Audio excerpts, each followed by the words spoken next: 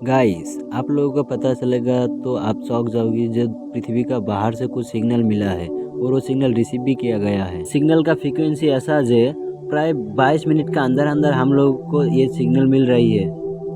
अब ये सिग्नल का मतलब क्या, कौन ये सिग्नल भेज रही है, क्यों भेज रही है, किस लिए भेज रही है?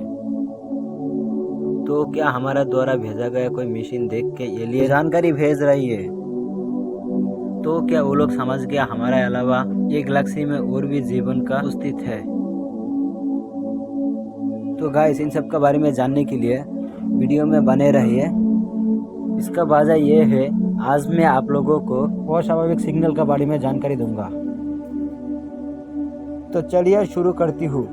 पृथ्वी का अलावा दूसरा कोई प्लेनेट में जीवन है कि नहीं वो जानने के लिए ज्योतिर्वैज्ञानिक बहुत दिनों से जानकारी हासिल कर रही है। इसका बावजूद ये भी आशा किया गया है पृथ्वी का बाहर कहीं पर भी जीवन का अस्तित्व है। कभी न कभी एलियन हम लोग के साथ कांटेक्ट करेगा। जैसे हम लोग एलियन के बारे में जानने के लिए जानकारी हासिल कर रही हो, हो भी सकता है वो लोग भी हमारे साथ कांटेक्ट करने के लिए ट्राई कर रही है। तो आप लोगों को पता चलेगा तो चौंक जाओगी। जो 1977 15 अगस्त रात का 11:16 में रेडियो टेलीस्कोप में ऐसा एक सिग्नल आया था जो सबको झटका दिया था। वो था हमारा पहला सिग्नल जो पृथ्वी का बाहर से आया था। रेडियो टेलीस्कोप 1 मिनट 12 सेकंड अवधि वो अस्वाभाविक एक सिग्नल आ रहा था जो पृथ्वी का बाहर एलियन है कंफर्म कर रहा था। ये radio signal big air telescope को मिला था।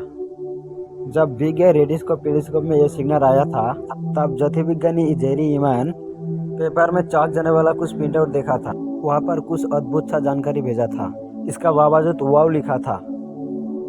ज्योतिर्विज्ञानी जेरी ईमन का लेक्चर अनुसार वो रेडियो सिग्नल पृथ्वी से 1800 लाइट ईयर्स दूर का था।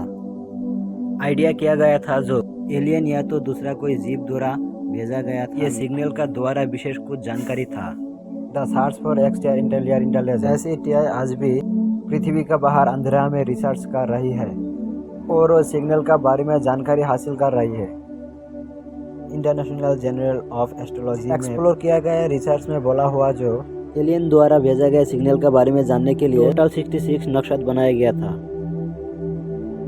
लेकिन वहाँ से एक को शुरू जैसा नक्शों का रूप में ढूंढा गया था जो कि ये रेडियो सिग्नल के साथ कुछ कनेक्शन हो भी सकता है। इसके अलावा ये नक्शों का अपना ग्रह भी हो सकता है। वहाँ पर रहने वाला कोई एलियन हमको ये सिग्नल भेजा था और ये सिग्नल 1800 साल पुराना था। असली में ये सिग्नल जहाँ से आया था हम लोगों से 1800 लाइट ईयर्स दूर में था, तो इसीलिए ये कन्फर्म ये सिग्नल बहुत पुराना था। इसका मतलब ये है वो लोग हम लोगों से बहुत आगे था। बजाय आज से 1800 साल पहले इंसान का टेक्नोलॉजी इतना पहले नहीं था। गाइस, अभी 22 मिनट का अंदर अंदर रेडियो सिग्नल पृथ्वी में आ रही है। ये अद्भुत सिग्नल पहले एक बार साइंटिस्ट लोगों को चमका दिया था। वैज्ञानिक लोगों ने इसका बारे में जानने के लिए बार बार ट्राई कर रहा था।